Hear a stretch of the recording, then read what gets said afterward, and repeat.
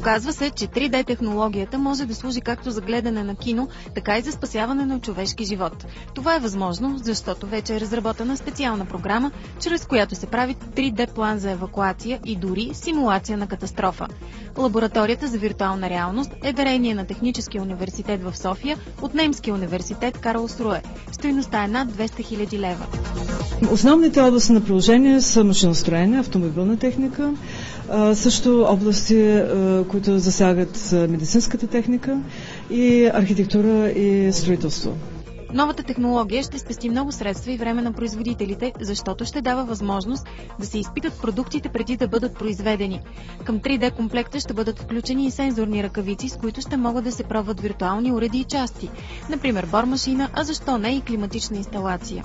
За да може една климатична инсталация да функционира оптимално, да използва оптимално енергия, трябва всичко това да се симулира преди това на компютъра. И по този начин се оптимира конструкцията на тази климатична инсталация.